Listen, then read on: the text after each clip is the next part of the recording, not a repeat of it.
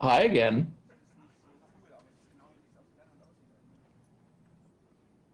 Okay.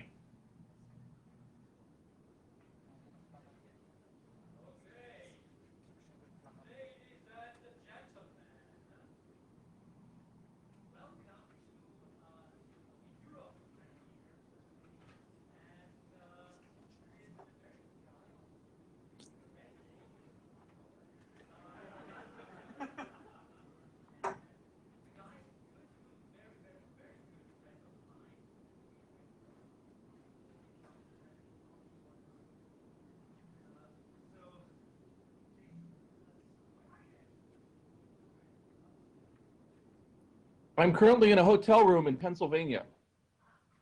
I'm in Philadelphia. As soon as I figured out that I was completely screwed for getting over there, I drowned my sorrows by heading towards the Liberty Bell. I should.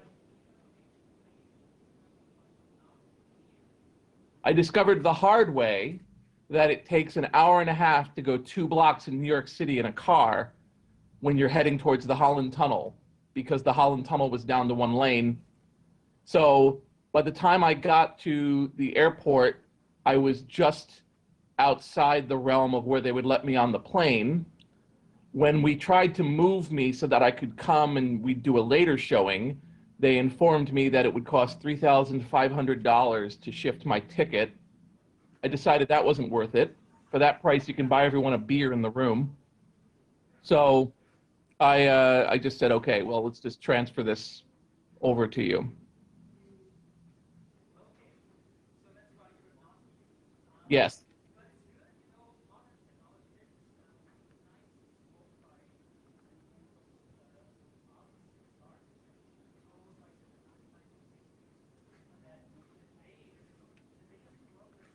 Will be the day of long distance communication for no money at all. So like free long distance communication. I cannot see the world revolution, even though there is Skype and we have you here directly from Pennsylvania. But I mean, you're a historian. I think people have this weird idea of what revolution is. You know, revolution is when people as a whole start to think of something wonderful as an expectation and begin building on it. And to have it gone would change their lives radically. So if people lost mobile phones right now, we'd be in a heck of a mess. Same thing with a lot of other stuff. So the fact that you no longer think, it's not a case of, we've never had a technology where once it's here, everyone just kind of stops, unless you count television. But even then we got into how can we make television better? How can we do that stuff better? So, you know, I think it's a case of, yes, we do have a revolution underway. It's much harder to claim now that something is a certain way in parts of the country because you can just call them up and video chat and ask them what's up. So, you know, for instance, it was known that during the Iranian Revolution crackdown, the protest crackdown, people were using their Xbox Live consoles to chat with people in Iran. I mean, yeah, in Iran, because they didn't think to go after Xbox Live. So there you had an uncensored communication going through gaming consoles. So, you know, I think this is a little heavy for a documentary about games, though. Yeah, it is a little bit, yeah. But still, I mean, most games actually deal with death and destruction and whatever. I mean, good. Your job is like you're a digital historian, one of the few people out there who's really interested in the history of the digital age, like going back the last 30, 40 years, what was happening.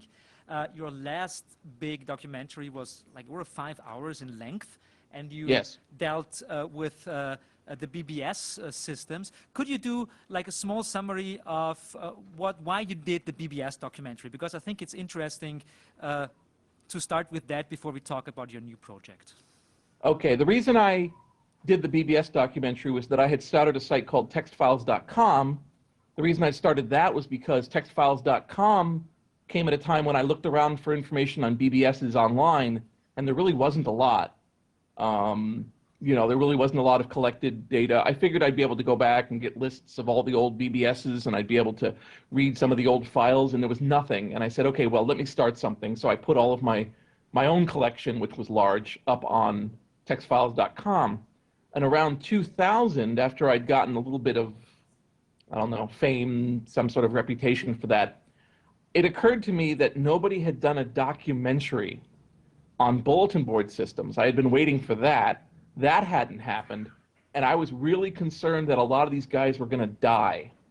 And I think that there's not really anything that can compare to going back to the guy or the gal who did something and saying, why this, why this, why this, and getting their answers. You'll get muddled by time, and yes, some of them lie, but it's good to see them lie. I mean, it's good to get what was the personality of the person who did this? And so that's why I started it. Unfortunately, I'm really obsessive compulsive. So I did 205 interviews, and it took 4 years. And the final work was 5.5 hours and 8 episodes, 3 DVDs. And it was like, I was worried there weren't going to be any BBS documentaries, and now there's too much. Although I do get people who tell me, you know, man, I wish this thing was longer, which just kills me. But anyway, so yeah, so after I'd finished BBS and it was a success and it was out there and people like it, I thought, what else affected my childhood? And the 2 biggest answers were text adventure games and arcades. So I decided to go after text adventures. And it was a whole other animal and a whole different way of doing things. And here we are about 4 years later, and I'm about to finish it.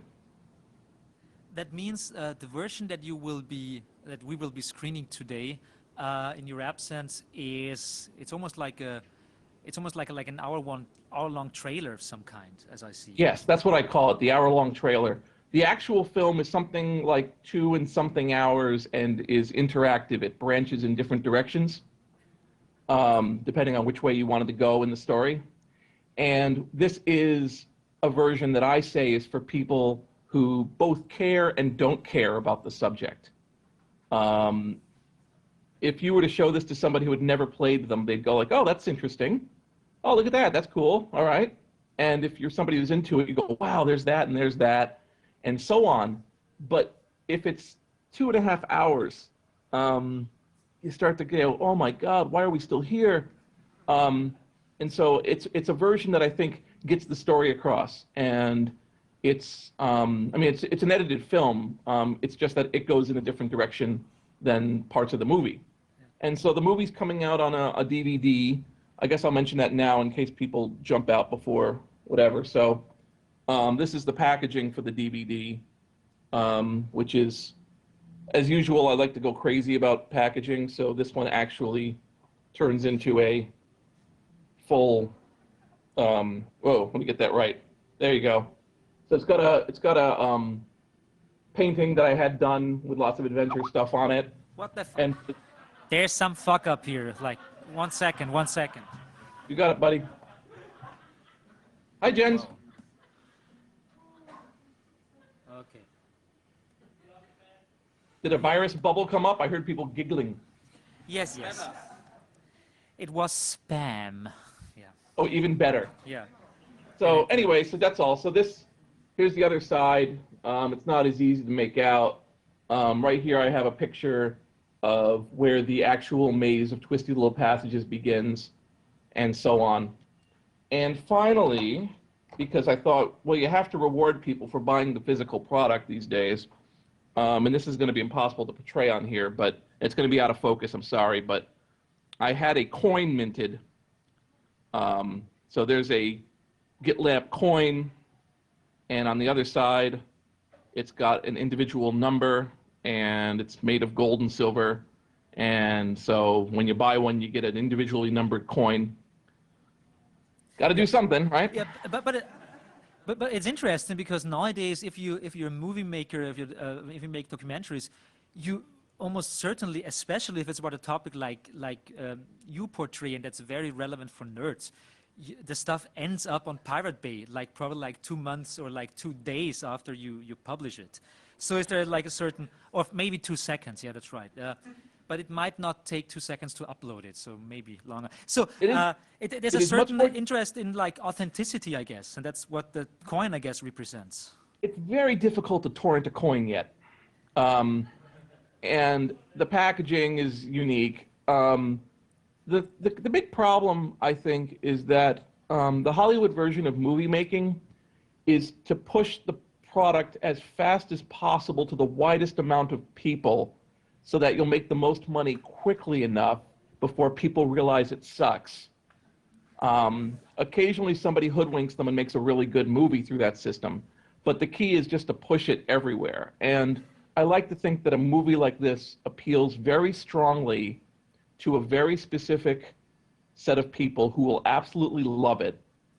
And they're not going to be many. They're going to be in the tens of thousands as opposed to the millions. And that's fine. And for those people, they know that there's one guy behind it, and they're going to see the movie, and they're going to buy the product, knowing that it helps me. This is the only way now that I am making money. As of last September, I am doing this full time. And so...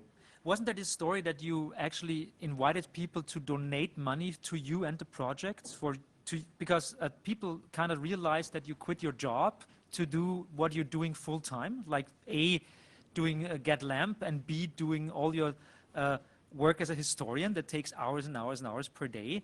So is there actually a community out there supporting you financially?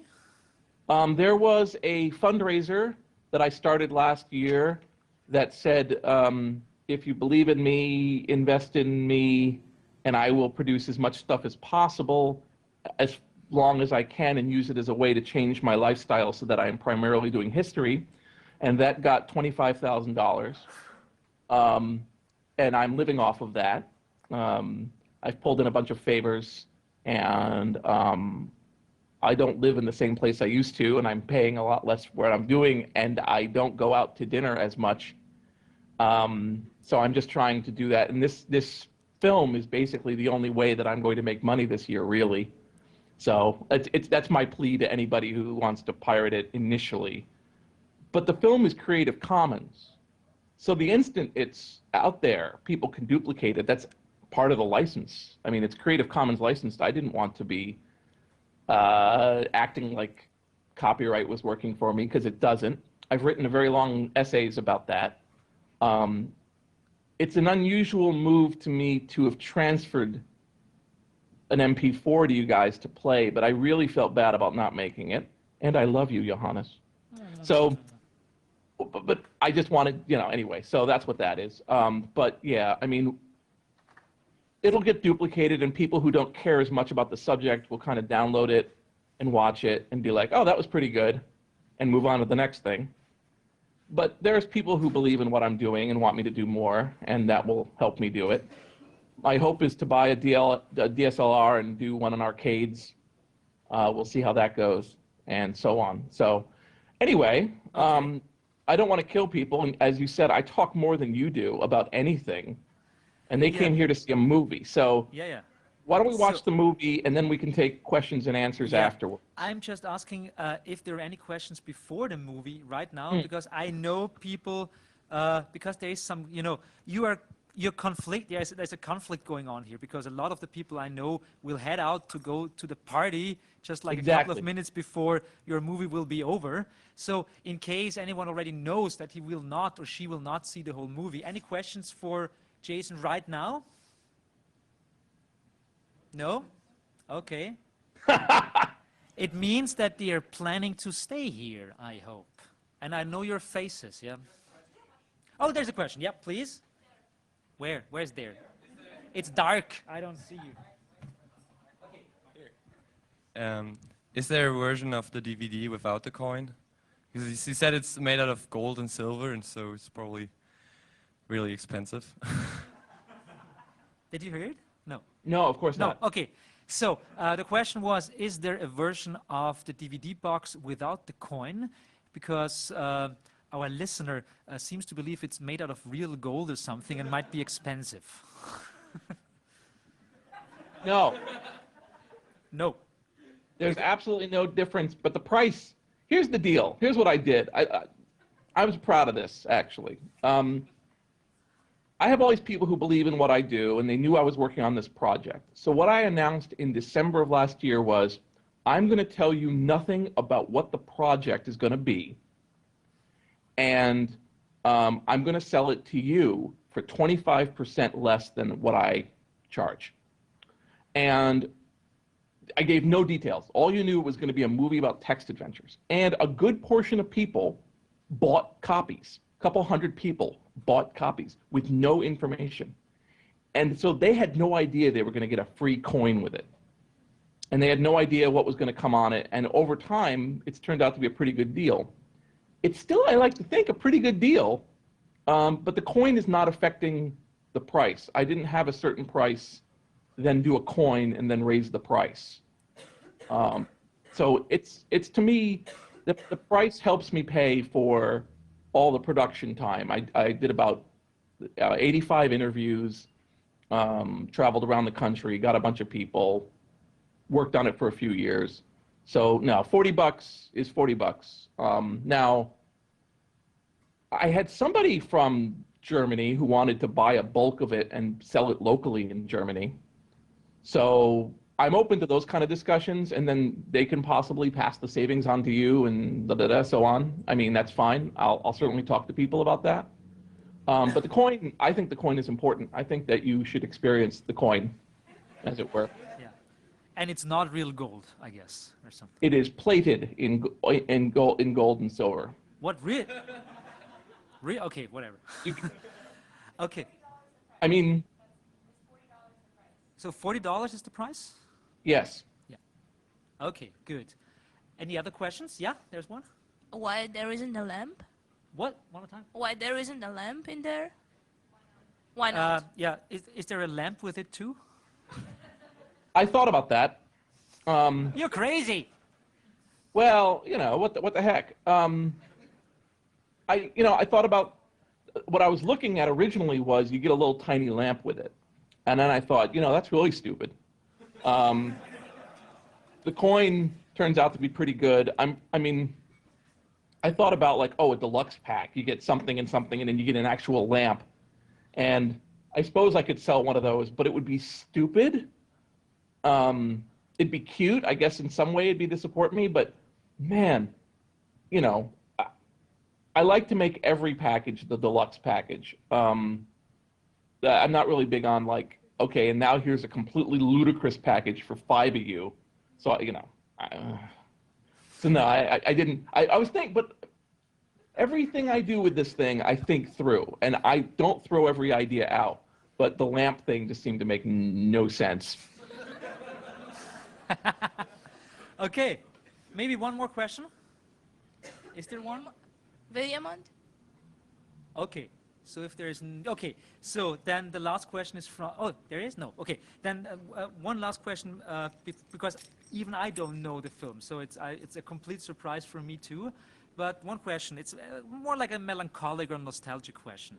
So what moment, like in making the film, do you think you will still remember like in 25 years? So what was like the most precious moment you experienced while doing the documentary? Oh, precious moment? Like not in a monetary way, like just like. There is a point. Without giving it away, there's a point in the film when you see something very special to people who are into adventures. It's a place, and when I was there, I was like, wow. It took me a year to get there, a year of work, and when I got there, I was like, all right, and I will live with that forever, and I can discuss that in detail afterwards. So that was the idea. Just for my own edification, Johannes, how many people are in attendance? I would say, what? Just one. Like cent coin, like what do you say? Like Sandkörner am Meer. Now it's 1, 2, 3, 4, 5, 6, 7, 8, 9, 10. It's I would guess around 40 or something. Yeah. That makes sense. I mean, I'm up against Kaminsky. You know how many times I've been up in Kaminsky in the last 10 years? It'll be like, oh, you're speaking. Oh, look, Dan Kaminsky's in the other room. I had one case in one place. I gave a presentation to 6 people. Oh, well. No, exactly 44 plus 2 technicians who don't count. Oh, don't count. And a quick shout out to Adventures If. I'm getting that wrong, aren't I? Who am I getting wrong? Adventure Treff. Adventure There Treff. we Yeah, go. there's someone screaming Adventure Treff. Yeah, Adventure Treff. Ah, yes. Crazy 'Cause Germans. Yeah. I knew those guys were really, I mean, there were a few people who made a lot of, wanted to really go to this and made a lot of effort to come out to see this specifically. And they were part of the reason I went completely against my nature and released this MP4 in the hands of people so that it could be shown to them. Yeah. Just so you know. Yeah. So we all are like, there's an ever-growing hate towards the Holland Tunnel that kept you from coming to Germany, but maybe in the future, like a different Chaos Communication Congress or whatever, maybe we'll be able to fly you over. So there will be question and answers like later on after the film, but now I would say we'll start with the presentation, the feature presentation, I guess. Okay, see you in a bit. Okay, bye-bye. Bye-bye.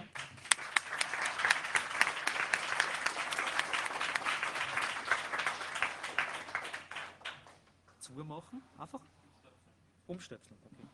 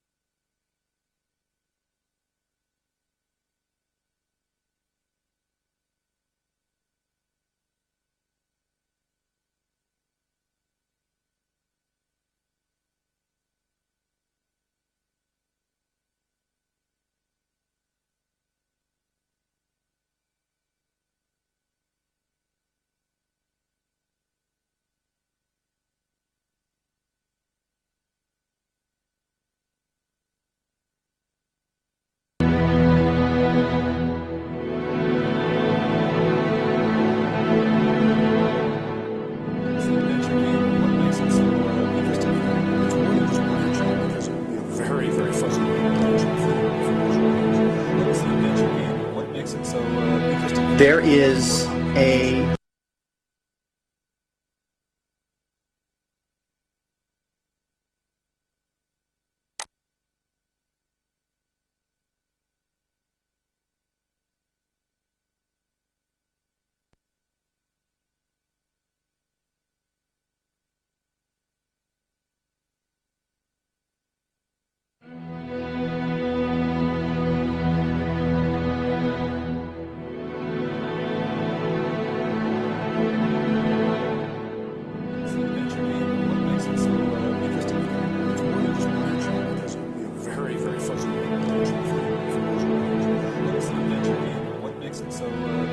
there is a machine that you must operate, but you have to figure out what machine it is, what its function is, what it does, why you need to operate it. You have to figure out what that thing is. What is an adventure game and what makes it so interesting for people? It's in a world right now where we're going to graphics a lot. It seems to be based in words. You interact with the computer in words and the computer spits words back out at you. And so there are no pictures at all except the ones in your head, which are the best. Now, these are the kind of games that, well, mostly, I guess, kids play with, and they go through a different branching schemes, and every point you get a chance to go north, south, east, and west, and so forth. Are these games getting more sophisticated now? Who's writing them? Are they being written by authors, or what? They're definitely getting more sophisticated, and I wouldn't even say that they're mostly played by children anymore. You can talk to other characters. You can ask fairly complicated questions like, where were you on the night of the murder? The thing that really interests me about text adventures is that they explore the power of words in an interactive context. You're looking at a story told through text on a computer. It's virtual reality that exists in words. Interactive digital rhetoric that describes an experience. It really was more like playing a book than playing a game. I say to them, here's a form of literature you may or may not have seen before.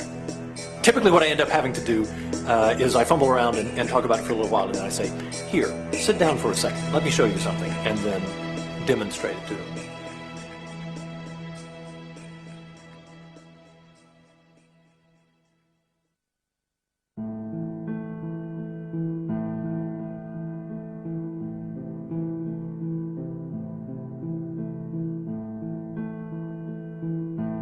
For me, this adventure has gone on for a lifetime.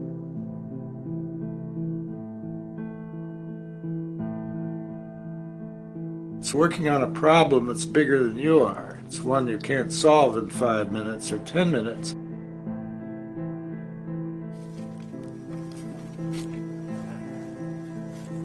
I started caving in the late 60s and then got involved in organized caving in the late 70s. I definitely had been caving and surveying caves before I latched on to the idea that there was this game out there that was so closely related to the caves and described them in a manner that would appeal to a caver.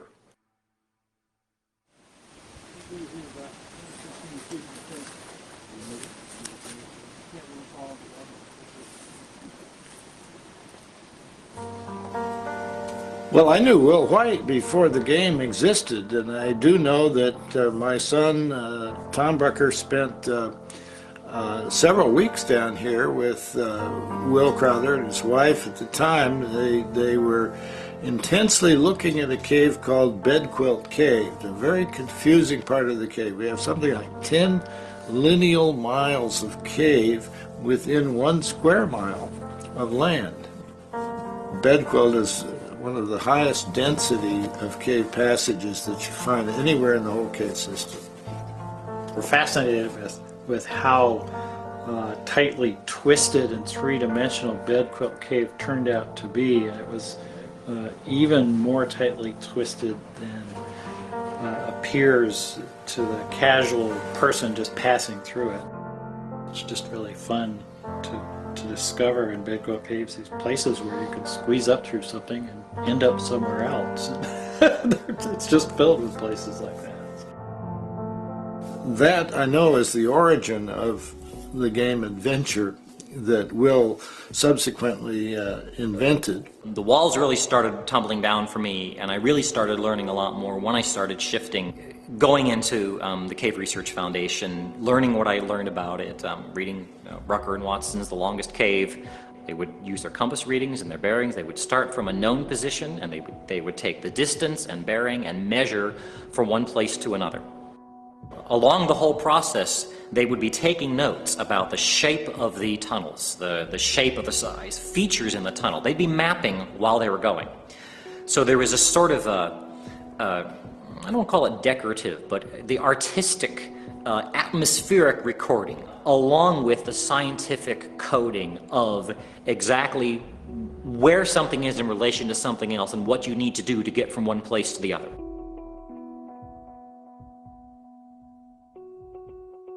I think if they were able to compare our maps and the game, on one level it would be completely dissimilar, but on another there's a certain similarity. The general directions, east, west, north, south, up, down, all hold generally true. as you go through the part that Crowther wrote. I know others have added little touches to it now and then, but the genius was his in working out a diagram of the passageways in the bedquilt.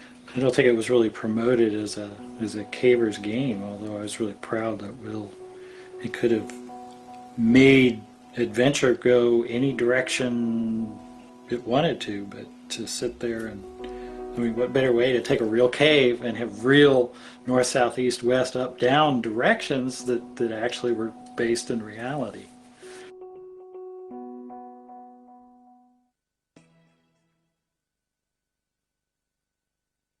But one of his daughters said to me that to her, Will Crowther is just her dad, and it's surprising to her that he's the J.D. Salinger of interactive fiction.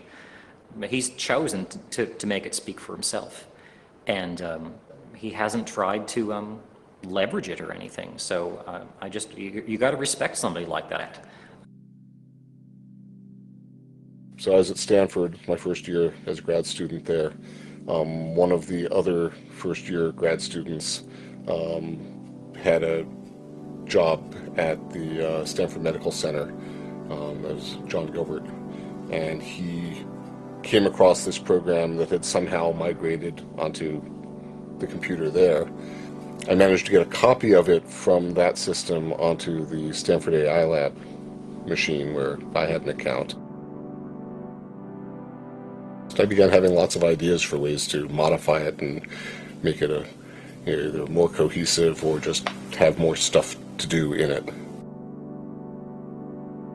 But in terms of the layout of the cave, the items you could find, the goals you had, I kept all of that. I didn't realize at the time that this was going to be starting a new genre. And I sort of realized it was unlike anything I had encountered up to that point. And so, maybe subconsciously, if anybody had asked, I would have realized, yeah, this is something new.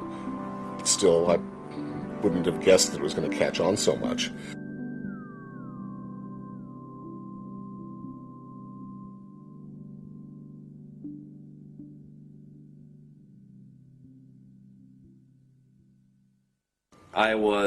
It was 1979, and a friend of mine had just come back from Sierra College going nuts, saying, oh my God, there's games up at the college and they're free. Everybody was talking about it for a period there in 1978. It came out of nowhere and it got copied all over the place. In our dorm, there was a computer room which had 2 old DEC line printer terminals. And they said, there's this game you've got to try out. It's called Adventure. It's really great. And they had all these incredibly cool Lisp machines with big, gorgeous displays, and a bunch of people are huddled around a machine that's got text. Yeah, you'd sit there with a little 300 baud telephone modem and type in a line, get lamp, and wait a minute, 2 minutes, and then they would type the thing out. So Adventure took us over, took the whole lab over, consumed everyone for a while. The game by Crowther and Woods was a sensation. I had to sign in as JQ Public, and the password was JQ Public, and everybody was playing it. And then nobody got any work done for a week. As the legend goes, and it's absolutely true, all productivity ceased for about a week as people attempted to solve it. That's something that in the 70s, to be able to type commands to a computer in something that looked like English, and to have it respond to you with lines of text telling you what happens next, that captivated people. We got down to the point finally where Bruce went in with a binary debugger to get the last couple of points.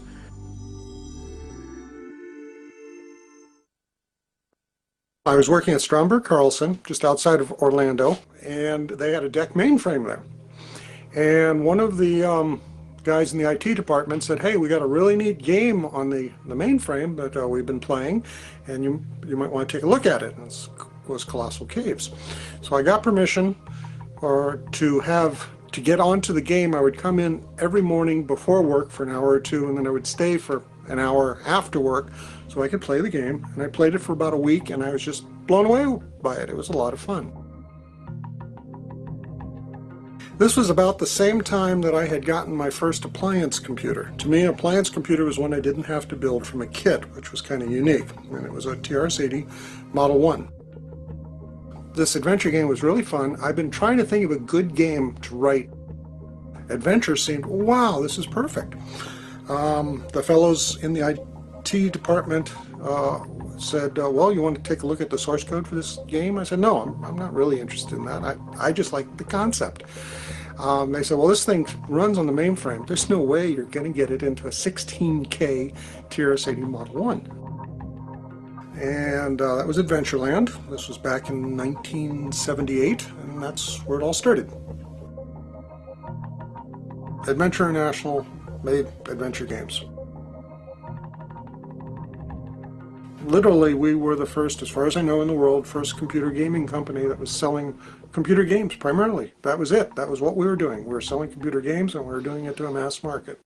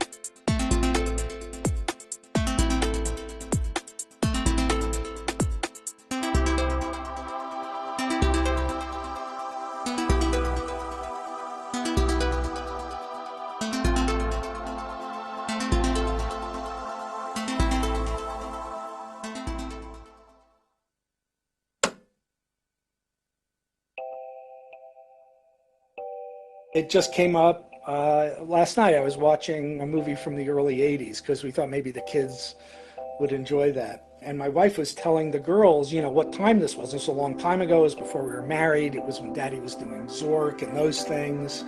And my 7-year-old said, "What's Zork?"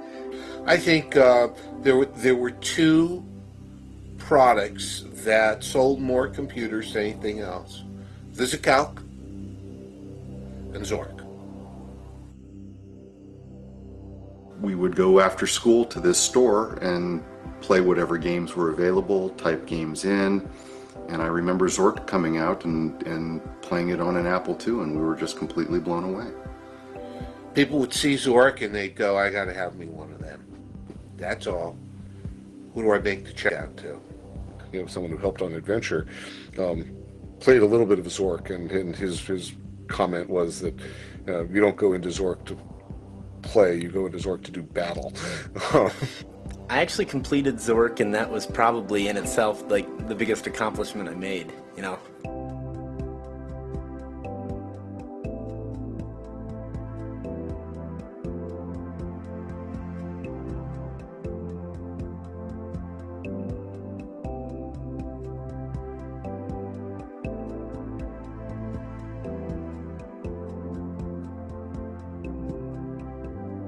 And the company was literally founded and named before we had any idea what kind of products we were doing.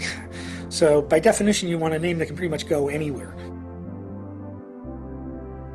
So Infocom sounded like it could be $1 billion company.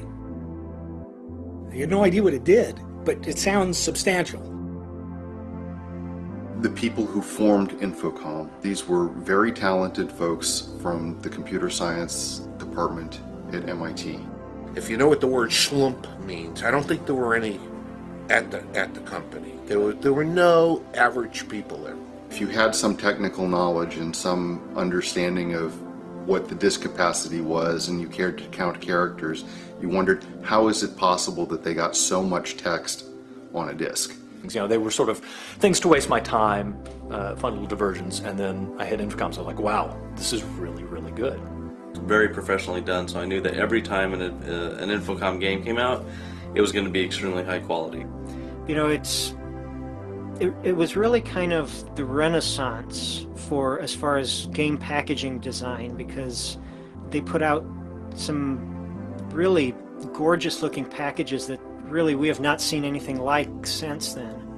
Keep in mind, these were not collector's editions. These were the standard versions of the packaging.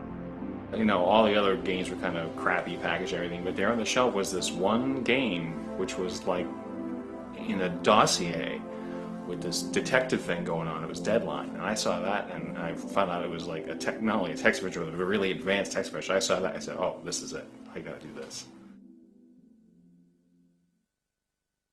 I think I felt lucky at the time. I definitely, looking back now, 20 years later, feel really, really lucky.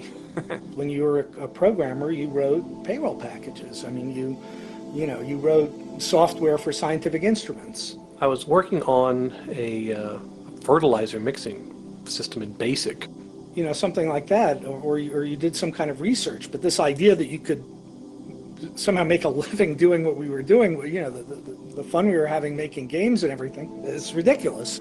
It's a job that didn't exist when I first started my working life, and in a sense it doesn't exist anymore now. Talking about how wonderful it was, and it really was. I mean, I can say, for me, it was a sad truth that it was the best job I've ever had, and a job I don't think I could ever get again. I remember telling friends that if I could have any job at all, I think it would be this one. It was a fun factory, and they put in the Play-Doh and we pressed the button and out come all these interesting things, but they didn't know how that process worked at all. Not a job, it was an amazing creative experience with an amazing creative group, and I do think it was something very special and unusual. You would hear conversations there at Infocom and other game companies that you never would hear anywhere else in your life. One day we were talking about the properties of backguano, and in the middle of it we stopped and said, no one's going to believe we're actually discussing this at work. So you're walking down the hall and out of somebody's office is going, well, the elf is drunk, but I've given him the wand of disappearing. And we called it interactive fiction, not text adventures. And part of that is being a little bit grand about the medium and its possibilities, but part of it was, I think it was a more accurate term.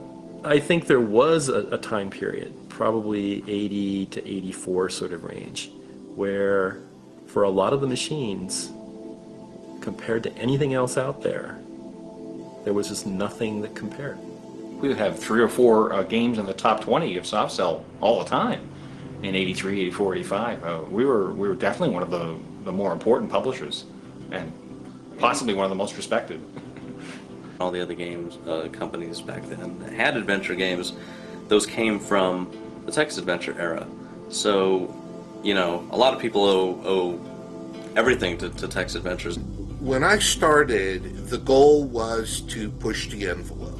The goal was to create something different and new and exciting, something nobody had ever seen or experienced before. We were able to compress things in ways that delivered so much more than anything else. You felt like you were joining like a special brainy club by buying these products. And I put my Star-Crossed poster up on the wall and sat there with all my accessories around me, and I was happy as a clam. People were wowed by it when they saw those games, when they found how much they got, how many hours of entertainment they got out of those games. The whole feel of it, the marketing, everything, has just had this very friendly, smart people feel about it. I don't know how to put it without sounding snobby, but it was for literate people. It was for people who like to read.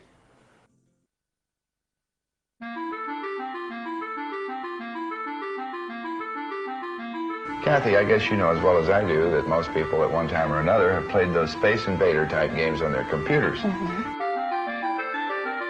But have you ever thought of a game in which you sort of match wits with a computer, kind of a whodunit situation in which what you do dictates the outcome of the game? Sounds interesting. Yes.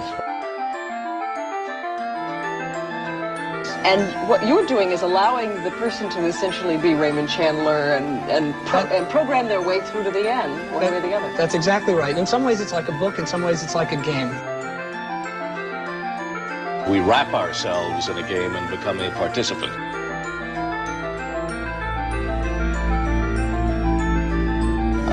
type of story in which your decisions and your active participation affects the outcome. What will they think of next?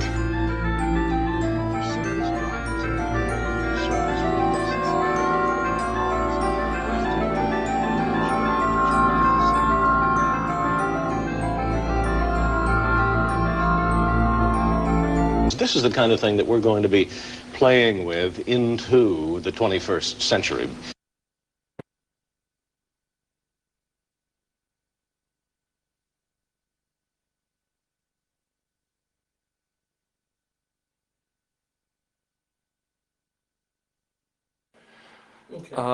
Certainly, I think I speak for, all of us when, when I say that we definitely didn't spend enough time kind of thinking about how lucky we were at that time. We kind of assumed, oh, well, this is what it's always going to be like. This is going to go on forever, much like youth itself. There wasn't much reflection on, oh, this is just a, a shooting star, and in a year and 3 years it'll all be gone.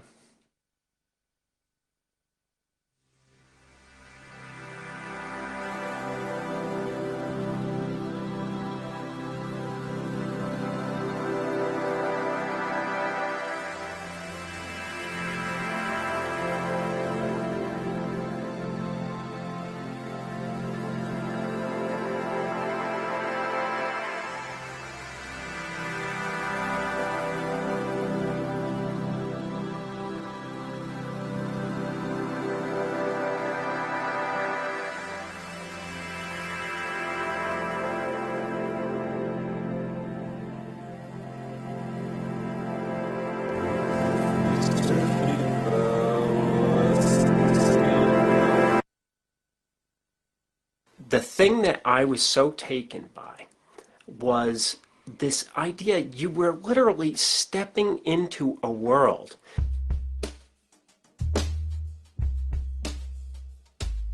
It's as if the player and I are in a room together. It's me and him, and it's what are you going to try and how am I going to respond? You can make a choice, and your choices have ramifications. And you think about that. I think as a kid, you don't get to make a lot of choices about your life. You don't get to choose where you live. You don't get to choose where you go to school. You don't get to choose your classes even. Exploring, discovery, seeing what's around the next corner. For a kid, it's really appealing to be able to, in this fantasy world, essentially make your own choices in life. That level of dynamic interaction and that number of tree branches was unheard of. The idea of coming up with these huge worlds where there's so much that you can see and do. When I played Zork, I felt like I was in that world, and the computer screen disappeared, and it was like reading a book, only even cooler than reading a book in certain ways, because I could do things in that world. It lets you see other people's points of view, I think. You get to see the worlds that other people live in. They had such a craft to them. They really sat down and did this. The way the game worked is it drew your mind into the game completely, but the flip side of that is it took an investment time on your part to get into the game, because it wasn't just simple. I mean, there were things that took 20 steps to solve a problem, and you had to figure out every one of those 20 steps. It was all you thought about for a month, while you were working on this thing. Or, in some cases it would take you like a year to finish one of these. It was this communal sense of, let's see if we can tackle this thing, and the puzzles were just so numerous and so massive, it almost felt like you needed to have someone helping. And when someone would have a big breakthrough, we'd go rushing down and say, oh, I think we have to do this, and it would work or not work, and the maps would come out and notes would get made. Because there wasn't the internet for the instant hints and all of that, and so you actually had to sit down and bash your head against it yourself. And Zork and the Radio Shack, you couldn't play alone because you had three guys on your shoulder. No, dude, the full piece of plastic, you gotta, So solitary, and it was a team sport too. Most people would not imagine that it could be. Saturdays at 7 in the morning was when everybody came up to the college to watch this guy play Adventure. So that was where I basically got my exposure, was watching somebody else play it. I wasn't able to actually play it myself. So it was a long process. It wasn't kind of like a week's worth of gaming and we said, oh, that was kind of cool. I wonder what's next. I think most people who are working on the games thought that the most special thing about them was the obsessive nature of puzzle solving, and how you could be, playing the game and trying things, and nothing's working, and you're tearing your hair out, and finally you give up, and you turn the computer off, and you go stomping away, and the next day you're at work and not even thinking about it, and suddenly, oh my god.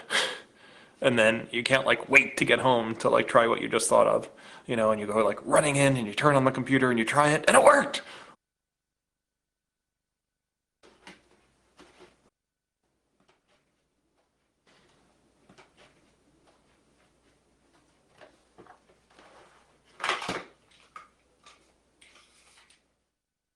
Yeah, it's almost what is left unsaid, unrevealed.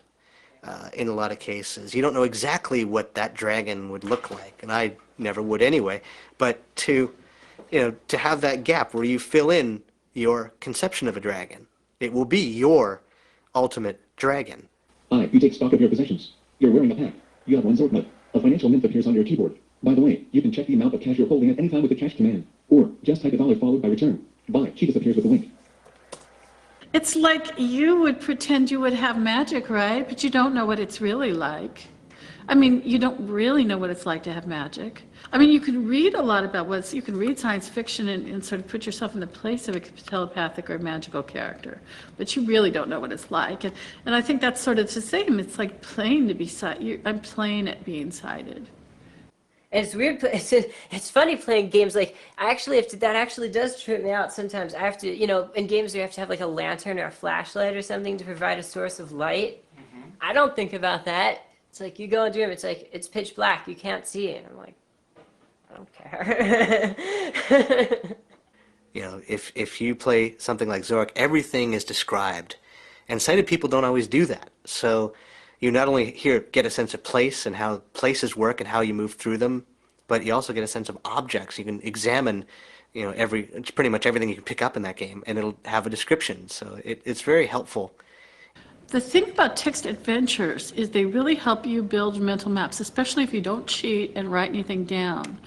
And I know that the more I played text adventures, the more effective I was at navigating a strange place. That's it. There aren't limits. You can explore a world with all your senses. I think for the blind, it's actually really liberating because you can explore a world with sight. For instance, haunted theater, I played that in university, and I never would have realized that so much, location was involved. So many different areas were involved in an old-style movie theater. My last game, I deliberately put in a section of the game that allows a blind player to play it. It's screen scraper friendly, so that it would read out loud the game to them and allow them to play. And that was done because I was approached by blind players asking me to do that. That was a kind of an eye-opener for me to make me think about the necessity of doing that. Get lantern. You take the rusty lantern off the side.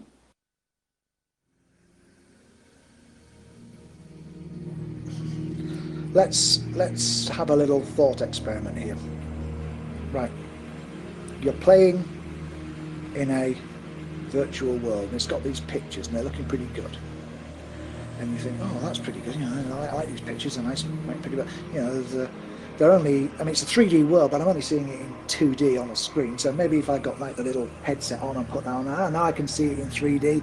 But if I move my head a bit too much, maybe if you put little sensors on so I can move my head, yeah, now I can see it properly. Yes, it's all here, but I can still only seeing things, and maybe I could have some feeling as well. So I put a little day glove on, and yes, it feels warm. Oh, that's good. But I'm not hearing things. I put the goggles on, and I haven't got this sense of being in a place, and maybe I want to be able to move. So tell you what, let's get these big coffin things and fill them full of these gels, and I'll take off all my clothes and put on all these different devices, and I'll lay down it, and then it put these little electric currents through and make it feel hard or soft. So it gives me the impression that I'm actually walking through grass because it's generating. And now I'm beginning to feel I'm really in one of these places. But of course, really, all that's happening here is that and my senses are being fooled into this. What would happen if I was maybe just cut out the whole business with the fingers? Just stick a little jack in the back of your head and it goes right into the spinal cord, and then you're talking straight to the brain there. All the senses that come into your brain, they're all filtered, and they're used to create a world model inside your head in your imagination. But if you could talk straight to that imagination and cut out all the senses, then it would be impossible to ignore it. You couldn't say, oh, that's just an image of a dragon. That would be a dragon. And if there was some kind of technology which could enable you to talk straight to the imagination, well, there is. It's called text, and it's been around for several thousand years. And I have seen people leap out of their chairs when a line is said in front of them, there is an immense fire-breathing dragon here. And when you're typing, the output that you're typing is in words the same as the input. There's no shift. It's not that you're looking at a picture and then typing in words, looking at a picture moving around a mouse around. It's the same environment. It's all words, it's all thoughts, it's all the mind, it's all the imagination. So when you're dealing with text, it's really for people who have got strong imaginations. And the tragedy is that many people have strong imaginations, it's just they never get to play the text because they went for the graphics first. Will we always have text? We will always have text. Will it always be inferior to graphics? Well, in terms of player numbers, yes. In terms of player experience, no. Because no matter how far you take graphics, eventually the farthest you can get is text.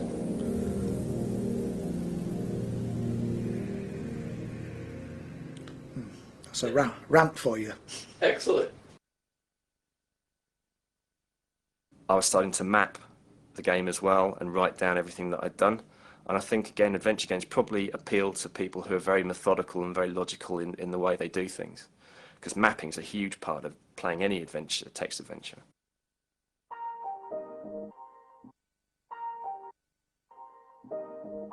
It's very rarely that I find myself playing a game of IF without taking notes.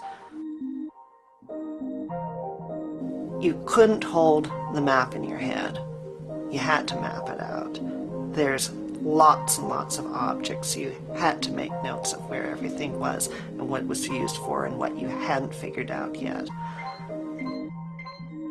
Personally, I like taking notes. I like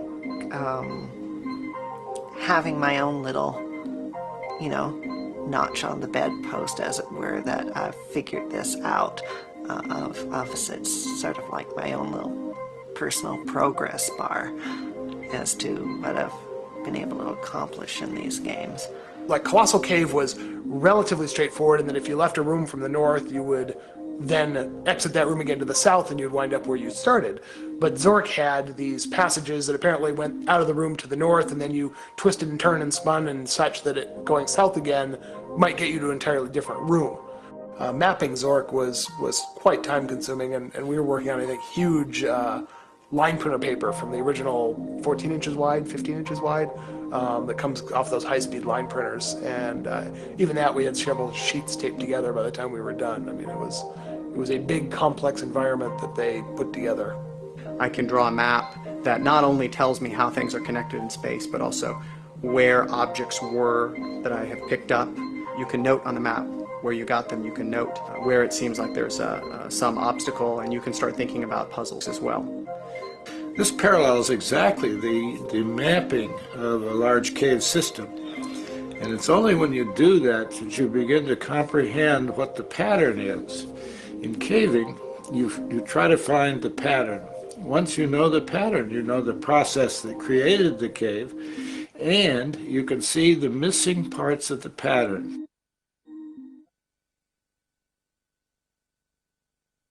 I mean, mazes are sort of a special case in IF. Like, people have a pathological aversion to mazes, which is, like you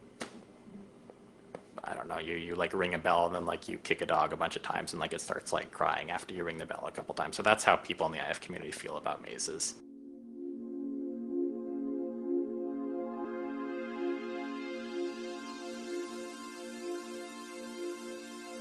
Oh my god, a maze, kill me now. And there's nothing intrinsically wrong about mazes, but people have like a built-in aversion to them by now. So that's kind of a special case. I thought mazes were old school from the beginning myself.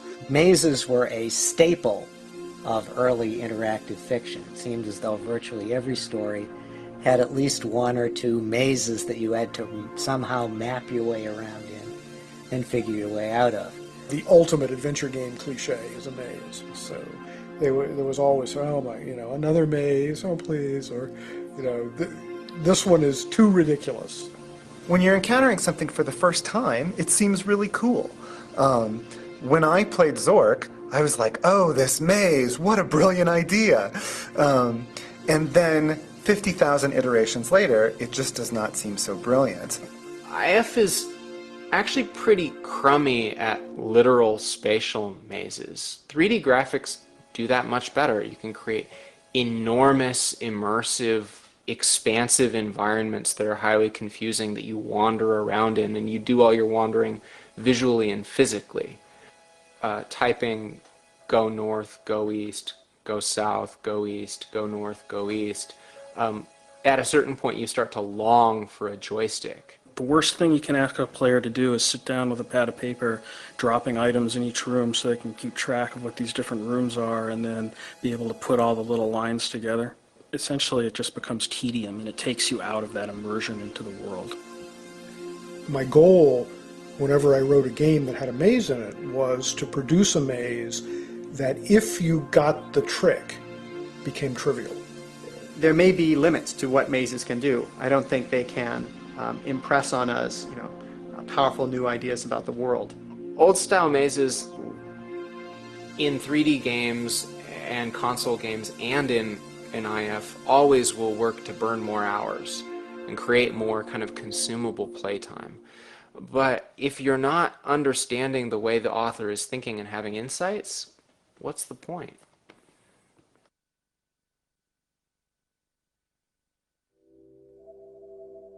The first time that we went to the Consumer Electronics Show in Chicago, I was finishing work on Sea Stalker, and working in our booth on the floor, got a chance to give a short demo for a group of school teachers who were there.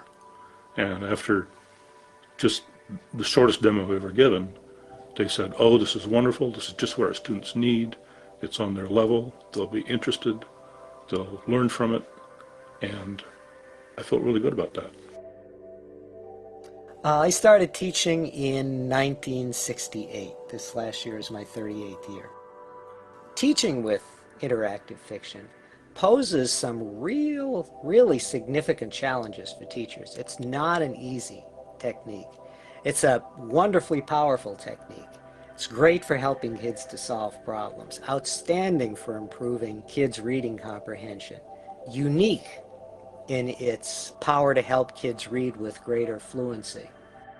Writing for Interactive Environments is a class looking at the traditional story structure and then discussing also how it takes place in games, drawing analogies to film and other popular media. I give them 2 weeks. At the start of the 2 weeks, they've never before seen a piece of interactive fiction. They maybe have never played a text adventure. And they've certainly never programmed in form. And at the end, they have to turn something in. So that's the experience. So our first things we do in that class is we work on what are good characters, and then what are good settings for stories, and then how those interact with one another. And then we talk about things like puzzle structures. What's a good puzzle? What's a good riddle?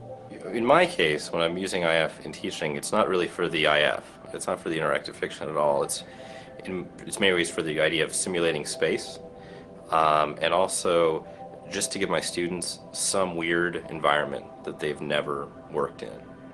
Usually they become very interested very quickly and will ask to try some more of that story the next day or very soon thereafter. Write a character, but write him 4 different ways. Show me him from the perspective of his father.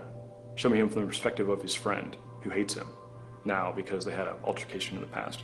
I mean, this is the only form of literature that has built into it aesthetically designed pauses in the process of reading that are that are perfect from a teacher's point of view. You know, among my students who like interactive fiction the least, a certain number complained that it made them think too hard. And I really don't mind if people claim that I make them think. Which is something, of course, most people never do in their adult lifetimes. They actually learn a new form of literature. And along with many of the other challenges that go with teaching in the current era, it makes it difficult for teachers to work, even if they have one another to support. For them, the real challenge is getting them to actually sit down and read a serial, linear, closed narrative. For them, reading is a chore.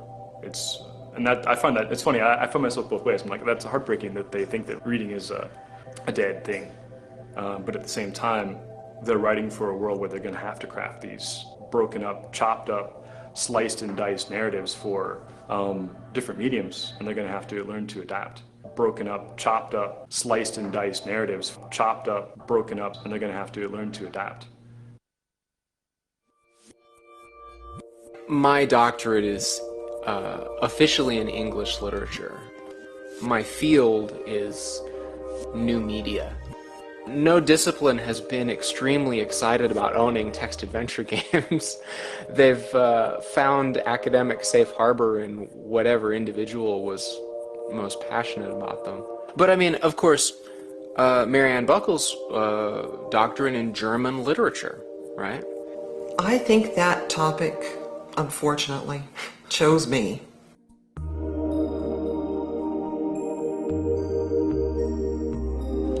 They were just so happy. It looked like they were having a great time. That's what I remember of my first contact with adventure, that, oh, these people love this. They're totally involved in it. If you stood at the beginning of films, if you stood at the beginning of radio, if you stood at that moment and you knew this is important, this isn't just something to toss aside, this is really, really important. Could you go back and write about Georg Trakl and his poetry about purple beasts? I mean, it's beautiful poetry, and I loved that poetry. But that's unimportant. And this topic was important.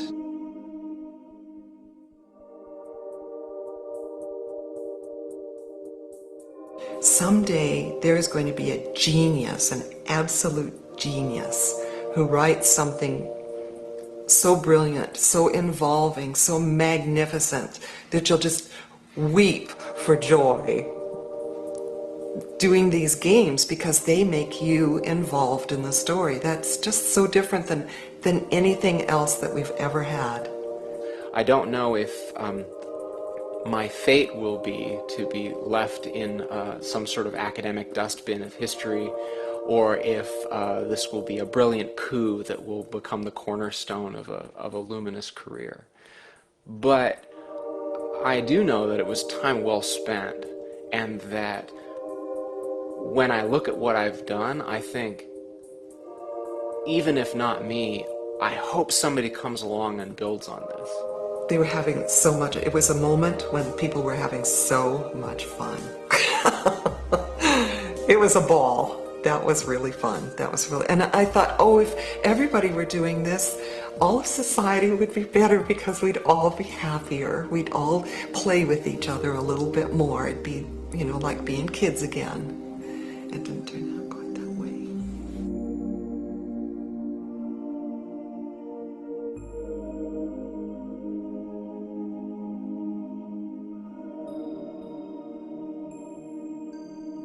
Now, did you actually solve adventure? No, I never did. I never did. I never did.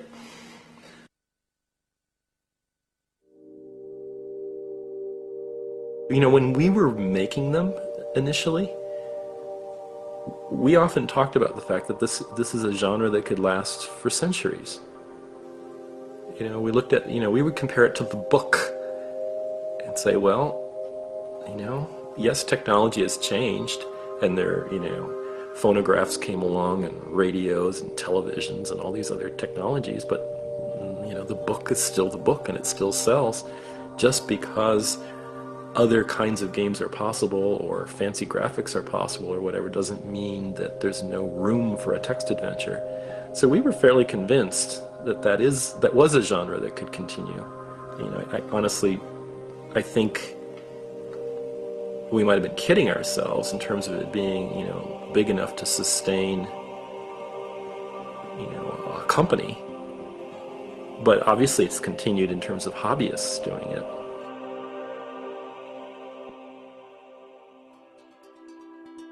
It started on a group of Usenet news groups, Rec Arts in Fiction and Rec Games in Fiction, that were originally talking about hypertext and things like that, but slowly discussion of Infocom games came to dominate it in the early 90s. I rediscovered interactive fiction through the online communities that had been around for quite a while.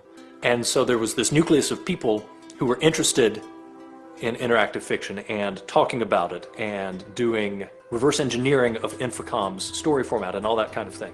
Everything was tied in, and as soon as you find the outer edge of the web, everything funnels in towards the center, and you find this interconnected group of people. You had some more artistic types who were interested in the medium, and the academics who later were studying it as an art form. And so all of these people sort of accumulated around this news group. It kind of blows my mind that we have this group of people that is willing to put in all of this work for free, knowing that they'll never be compensated in any way besides people's attention and praise. And they're creating these amazing pieces of work. We're talking about a community that has been around, you know, we're coming up really on 20 years worth of community if you go back to the early internet days. I've been following the amateur scene fairly closely over the decades, and you know, they've got all the basics down. There's some really, really talented people. Any one of them could have succeeded at Infocom, as well as any of us. I think there's some really bright people out there doing these things. I guess my reaction was that I thought this was very nice that the genre, even though it had died as a commercial medium, was continuing to live on as an artistic medium, and feeling, almost a sense of relief that, that it would continue to live on in this new form.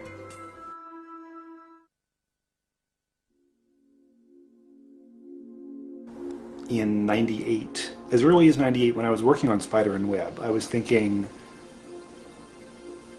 it would be awfully nice if I could publish a game and get money for it. There's a lot of people that would like to see IF go commercial.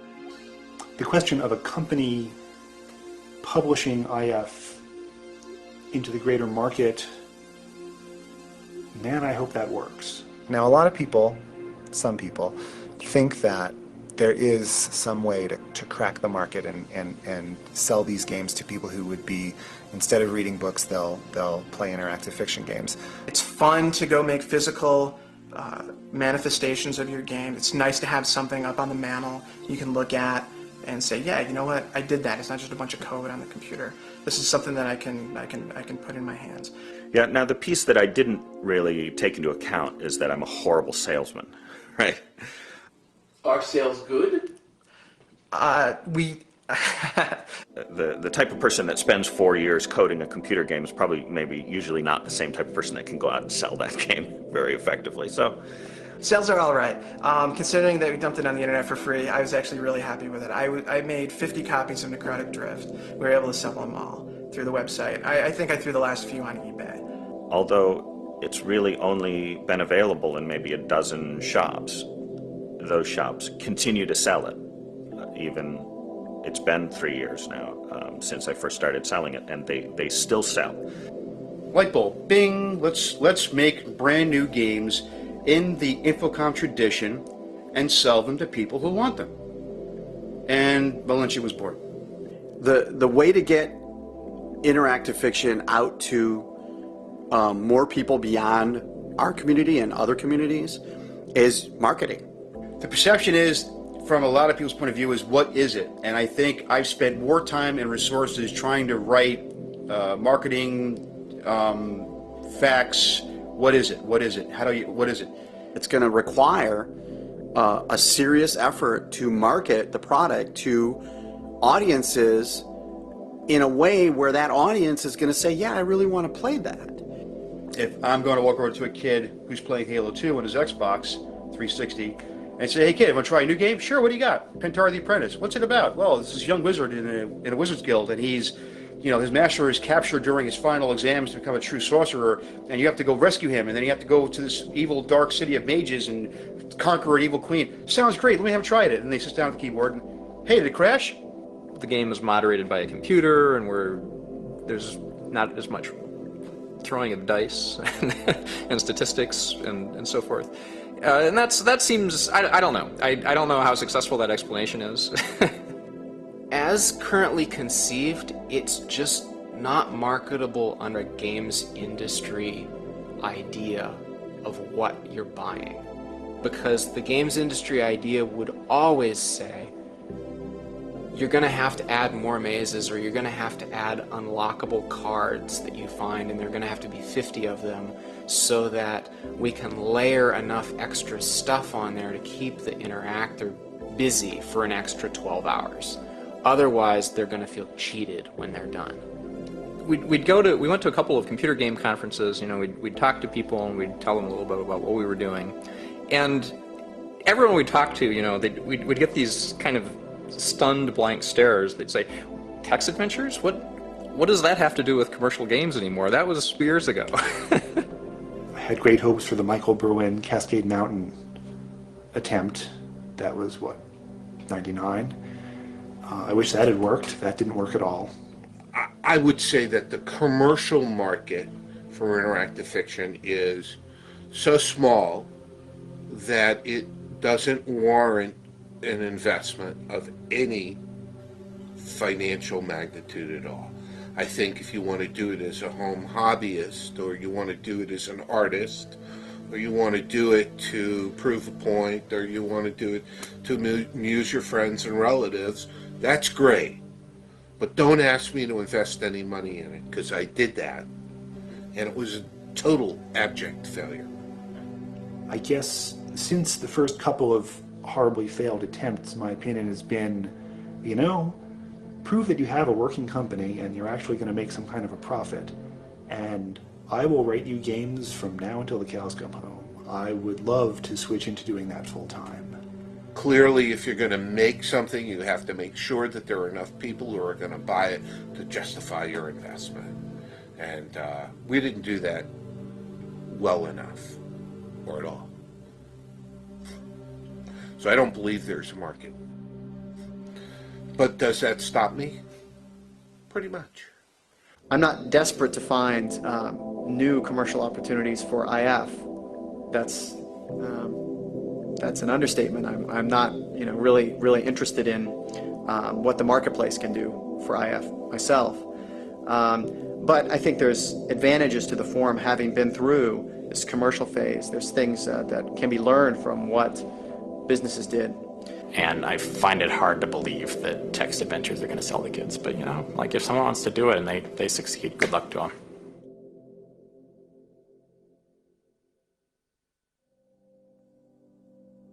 I'm playing in multiplayer online games, which was, again, this is something I didn't do until a few years ago when I said some friends and I were considering starting one up.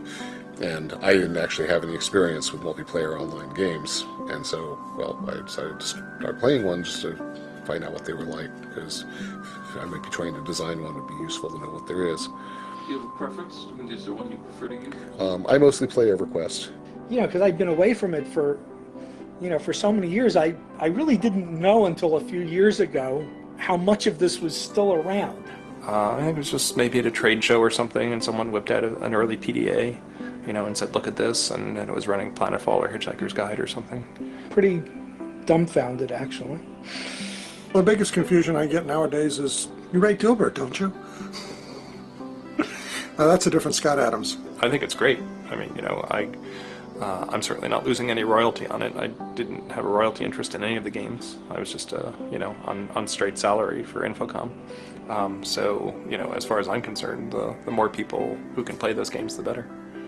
We're starting to get into that stage where there are now people who, are in the computer industry and haven't heard of adventure, let alone had it been the seminal point of their career. Scott was putting out a newsletter, and in it he said, there's another Scott Adams out there that wrote adventure games way back in the dawn of history, and if anybody knows him, please let me know, because I'm getting a bunch of his mail. And he was getting my fan mail. I still get his fan mail, so... Do you have much case where you're playing EverQuest and someone figures out they're playing against the guy who invented the genre? No, hasn't come up. It'll be interesting when we finish up here. As I say, I have my guild has a raid at 6 o'clock, and I intend to just sort of mention at some point that, what I spent my afternoon doing and see whether it leads to any conversation.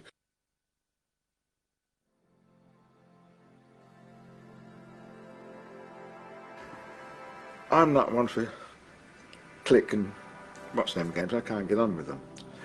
I think it's best up here. It's the best computer you can get. It's your brain. I think people's minds have changed over 27 years, and we may not be satisfied anymore with text and get knife and kill troll.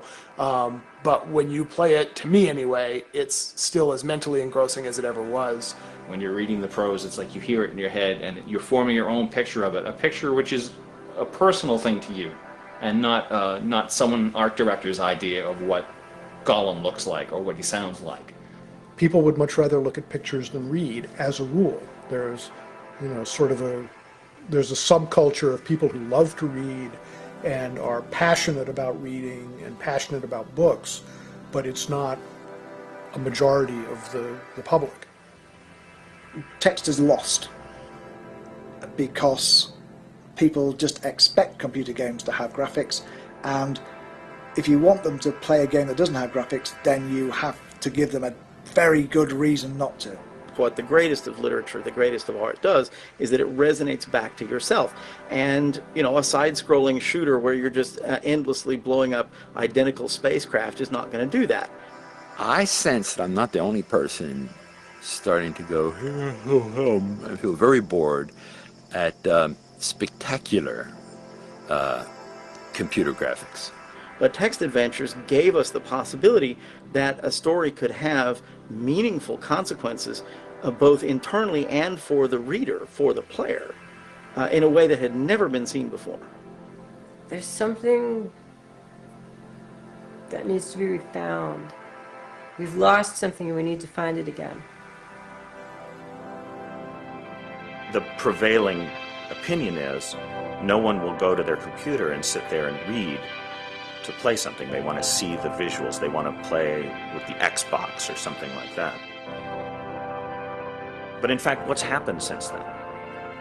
Now, we all have the internet. And what do people do with computers most of the time that they're sitting on the computer? They're on the internet and they're reading.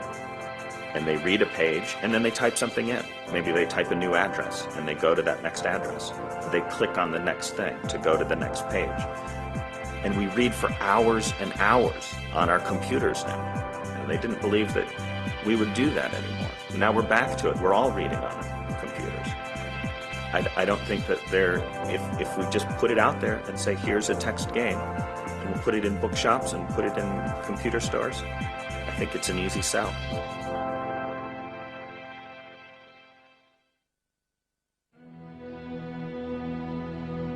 There is a machine that you must operate. But what's the key and what's a lock? What should I be doing to unlock it? Start the machine and what will it do? That's a puzzle that I think has the potential to never grow old. There's still a lot left to do.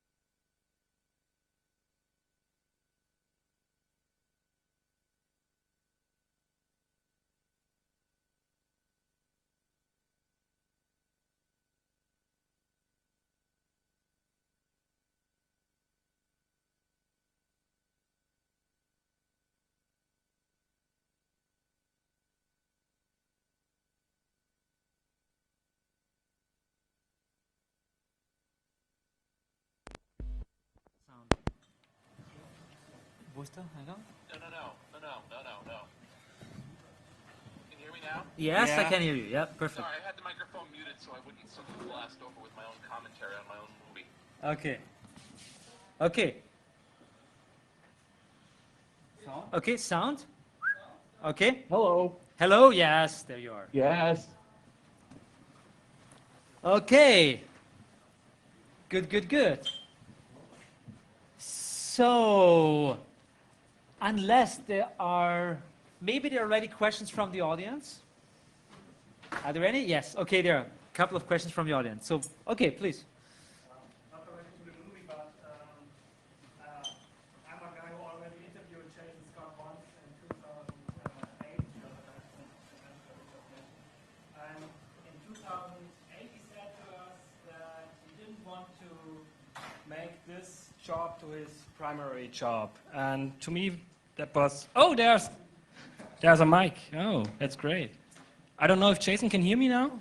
Okay, Jason cannot hear you. I have to. Okay, I just. Okay, let's. Should I repeat it? Let's do it that way. If anyone wants to ask a question, please come here to me and speak into my or actually Jens's computer. Okay. And actually, I think that's the best way.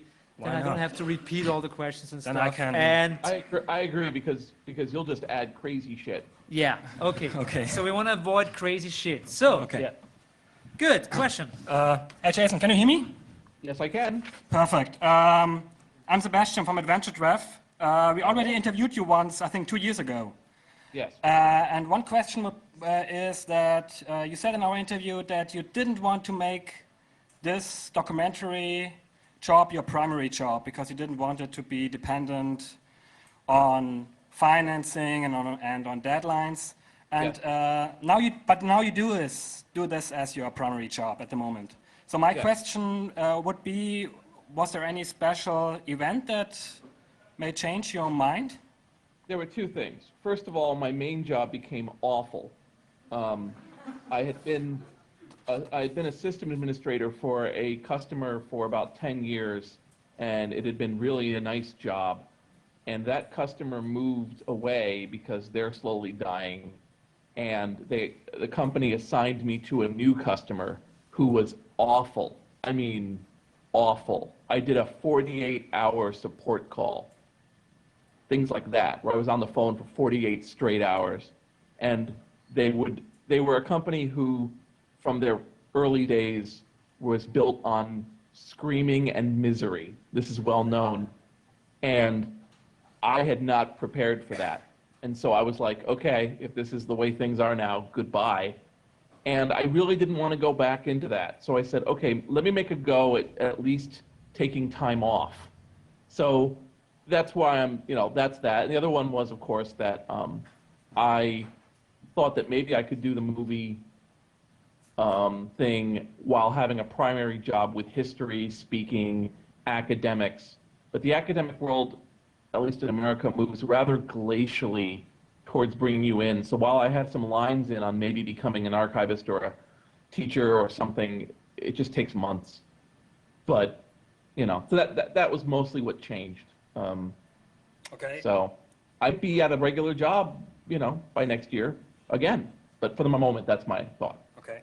And so just one more, probably more personal question. I hope the audience bears with me. I realized that you made a video with MC Frontalot, Yes. which is called, which is actually about the Zorg. It's pitch dark, I think. Yes. How did this came together? So how was this realized? And the second question would be, will this also be on the DVD? This video? Well, it'll most certainly be on the DVD. The way that it came about was that I had kind of known of MC Frontalot through a number of people, and I made a deal with him, which was, I'll make a music video for you for free if you write a song about text adventures. And so he said, okay. And since then, we've become buddies. We've done a lot of work with each other. And I have another video that I have to finish with him that has Jonathan Colton in it, and so on. So it kind of became this kind of like, oh, well, I'll do a video with you, and you don't have to pay, and I'll get your song. And it was a really good song, enough that he still plays it in concerts, and people sing along. And I'm like, oh, God, glad I was a part of that. So that's where that came from. So thanks a lot, and probably if you have some more time, probably we can make another interview on our website when the DVD comes out. I hope it was worth the miles for you. It definitely was, I think. Okay, good. Thank you. Okay. And greetings to your cat.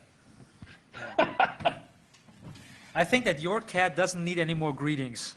Oh, my cat doesn't need anything at this point. Yeah. Okay, if you don't know, his cat has more than 1 million followers on Twitter. So, okay. Good. Jens. Yes. I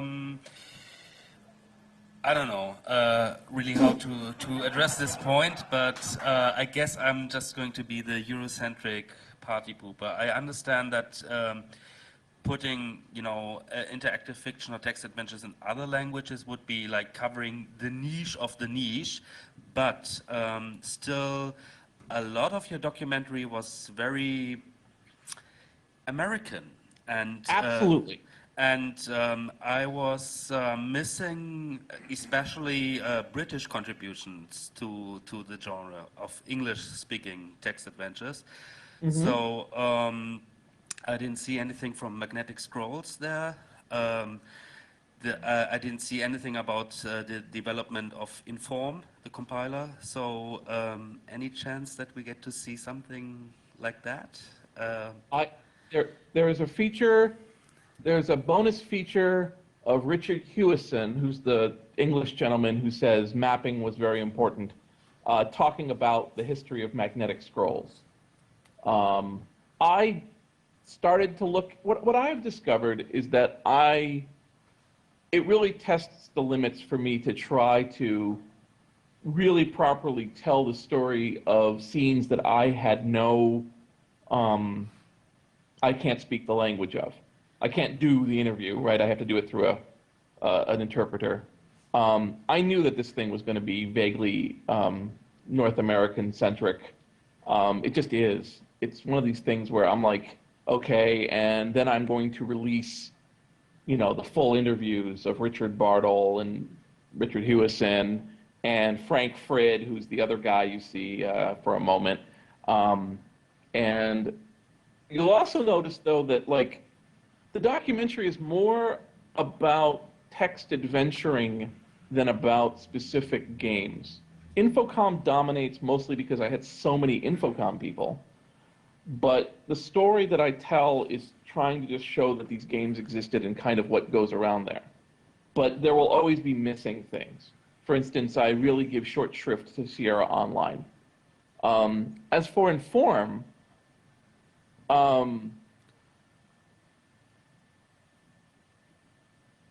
is this being recorded? Oh, I think yes. Yeah. Yep. Yeah, it's being recorded. Okay. Graham Nelson is very difficult to deal with. Let's put it that way. How about that? That How about, sounds, I have that's never... a very American way to say that. Very Yes. friendly. He's rather difficult to deal with. And so, when you have... Okay. There are very few people in the world that I think really earn the situation that you get told that something can't be done by the implication of people who have mailed him for you, that they've had no response after a few months on that subject after they've mailed him. That's reserved for a very short number of people, except for Graham Nelson. And so I really tried to put in something about Inform and have him speak about why he cares so much about it that he continues to work on it. But he severely blew me off. Will Crowther has blown people off since 1982. But at least I got a no. I got a no that was whatever. I discovered the real way to get him to talk about adventure is you interview him about his work on the internet, because he was one of the designers of the ARPANET, and then kind of leak over into adventure and he'll speak about it. But I thought that was really crappy and I decided not to do that.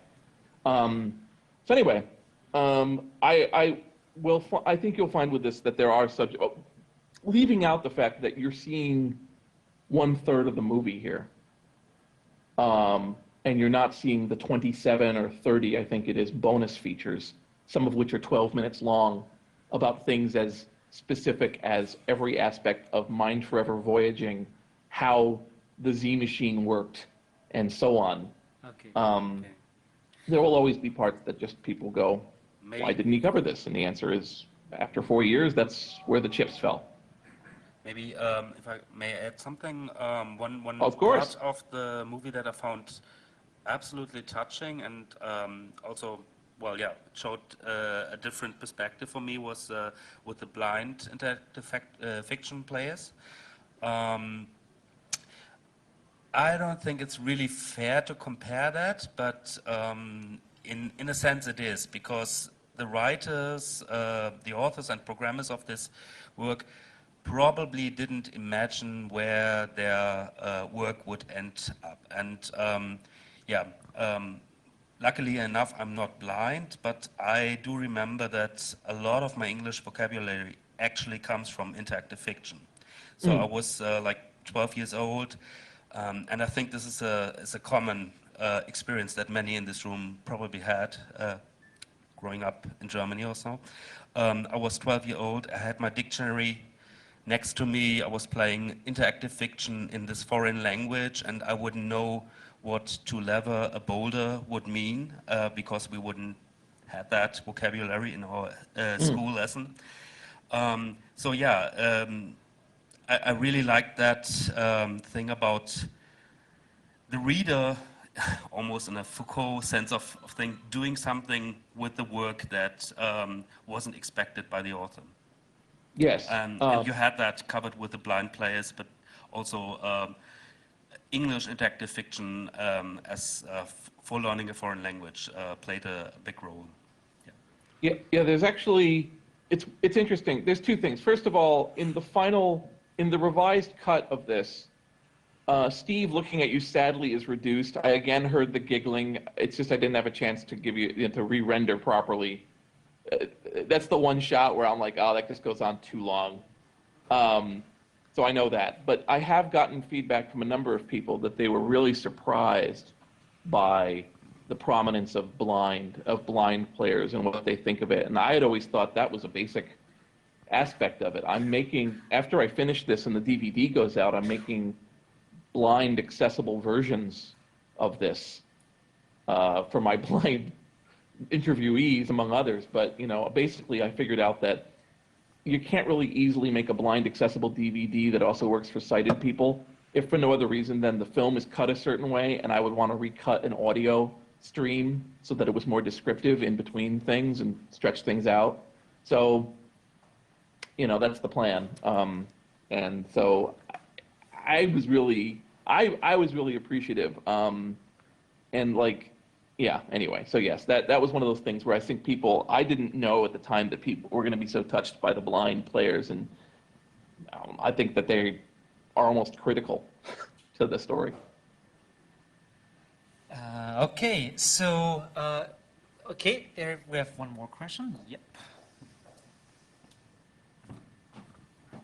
Hi, I'm Magdalena. Hello. Hello. So I know you're into history, but I'd like to ask a question about the present or maybe future. Maybe you have seen recently a video showing an iPad game or a book, Alice in Wonderland, with animated illustrations. You can tilt the iPad Yes. or shake it and the animations would move. And I thought, hey, that's cool. And it's when you make these interactive and the reader of the book could explore maybe an adjacent storyline with interactive elements, then you're back to text adventures, basically. Yes. Have you seen more examples in this direction, or can you see something going there? I think that you're going to see. Well, first of all, I mean, one of the things is that there's been many more games made since the commercial industry came to a close since then, and a lot of people have made a lot of games and a lot of different goals. And there's like a whole group that are working so hard to kind of make interactive fiction function as a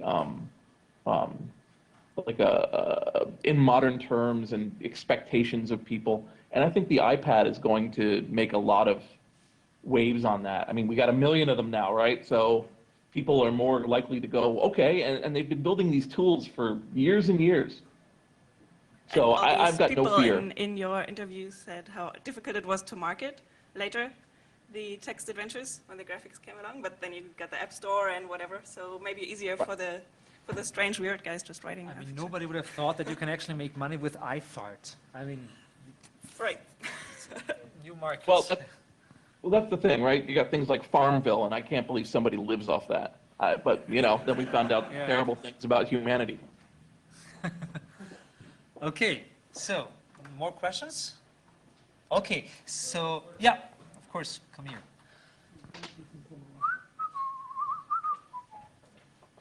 I hope you enjoy your motel in Pennsylvania. Oh, it's just wonderful. It reminds me of Germany.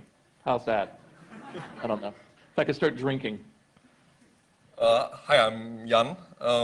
I'd like to ask, you mentioned it before, but I think it was kind of sad that Will Crowther wasn't in the movie. Did he say something, or can you say something about why he doesn't want to talk about this? I've talked to a number of,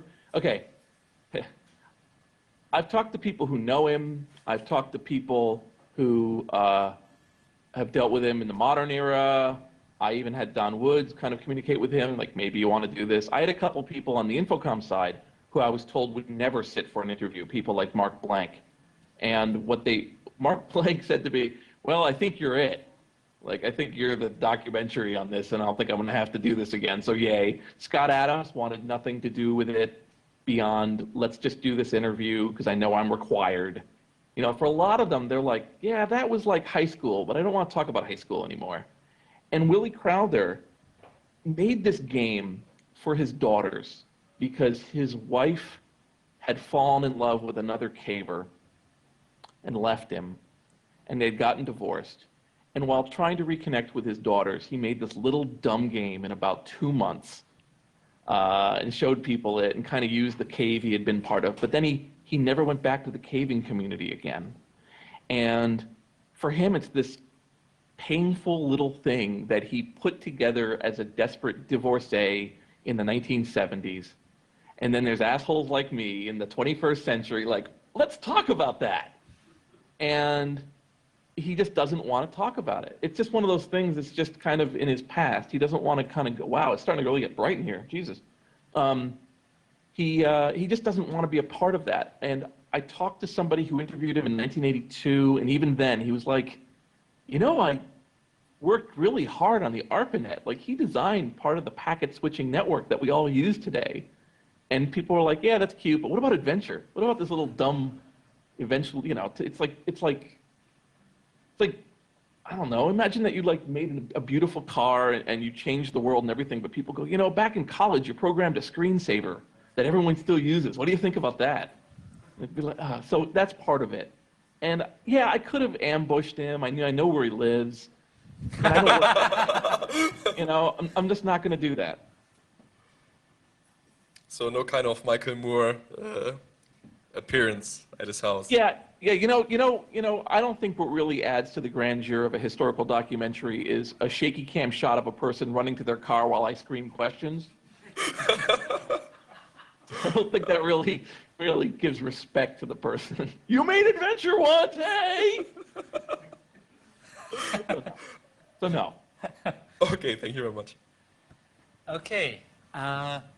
I would actually have a question. There was a certain time in the adventure, in the history of text adventures, when I don't know when it started, but they tried to incorporate graphics into text adventures. Hey, I know you. Hey. Okay, so for a certain time, they put graphics into text adventures. Yes. And was this like almost like the decline of text adventures when they tried to was it like an act of desperation, or did they try to make the best out of their computer possibilities back then? There's a sequence in the DVD. I'm not sure if it's a bonus feature or if it's part of one of the other runs, right? I mean, and the thing, like I said, I have to understand is that you've just seen 1/3 of it. For instance, there's an entire meditation on the fact that when people would use text adventures and they weren't schooled in how you'd play them, that they were miserable. You know, like you'd show up and you'd be at a game and you'd write, take over kingdom, right? When the goal was to win by taking over the kingdom, and it would go, what? Well, similarly, I have a whole thing on graphics. And one of the things is Infocom was definitely moving into graphics. And part of what killed them was that they didn't move fast enough into graphics. Sierra Online moved into graphics almost immediately. They only made 1 or 2 games that weren't. And so I don't know if it killed it in terms of the genre going on to live. Certainly up until the early 1990s, people made games like that. But I think what happened was that games started to move, you know, this whole bullshit about AAA titles. Have you heard that term, AAA titles? It's one of the things that's really destroyed the games industry in terms of thinking of games as being just things, which is why I'm kind of excited about this, what they're now calling the independent games movement, IGF and so on, is that what happened is that the companies that would hire somebody to work for a year or a half year on a text adventure started dumping all their money into making graphic games that required 100 people and would take, you know, 2 years to make and spend millions of dollars. And so it just, you could not compete. It's where the money went. And so you stopped doing it. And what happened is that it just like text adventures kind of just disappeared along with a lot of other types of games, actually, you know, other little things. We ended up going into like everybody made a fighting game. Everyone made a first-person shooter. And they couldn't be bothered to try to make anything else, right? So I think that's a lot of what it was. You know, like right now we have this whole thing with, you know, sandbox games, right? And a sandbox game is a terrible time sink. You know, you're requiring hundreds of people. You've got divisions and other locations where people do nothing but try to recreate a city block by block for 6 months, 12-hour days, right? There's no place for a thoughtful game in that. Now that we have this whole independent games movement, we're starting to see text adventures show up again. And we're starting to see people kind of bring them back. That was a very long answer. It was, yeah. I'm just thinking of it might be quite of a stretch of of a statement now, but I know that you have a very special connection to Wikipedia. Yes. You actually hate it, I guess. Okay, yes. Yeah, and today I told that in another like when I was interviewed, I was pretty much saying that that Wikipedia is probably the biggest text-based game on the planet. Yes, I've said that before too, and I agree. It's like a massive multiplayer text game. Okay. Oh yeah, no, those NPCs are assholes. I mean, they just jump on you by the you know, you think that you're trying to do something and suddenly you're attacked on all sides, and it takes all your effort to try to succeed. No, it's definitely a lot of fun. Yeah.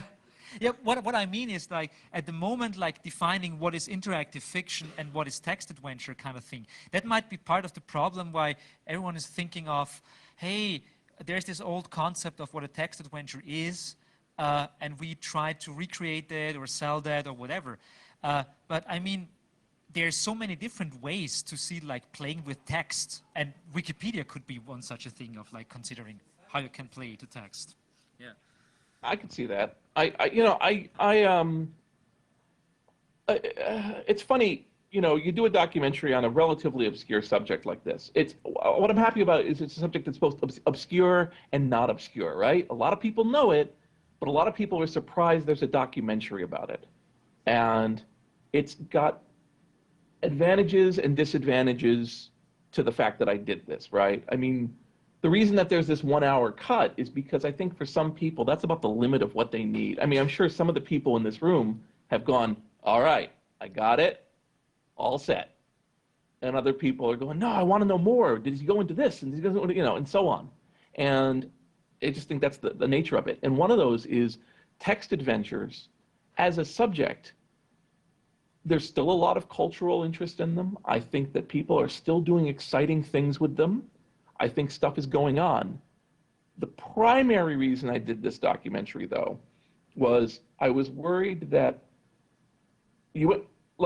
software is the bones, right? You can always download the software.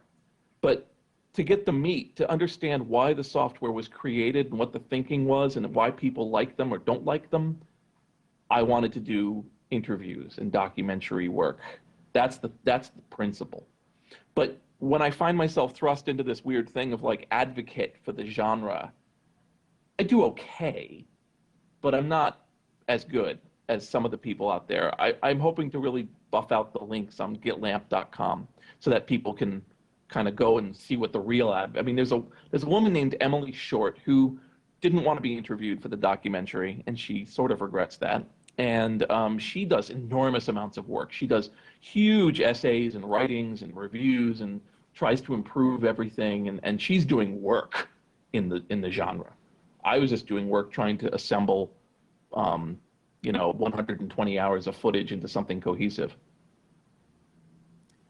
Okay, so I guess we're shortly over like 11 p.m. now. I think we should probably stop now. It was great having you here.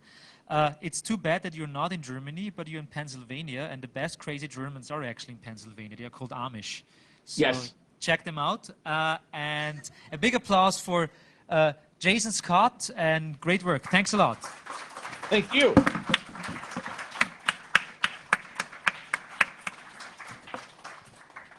Good night, good afternoon. Good night.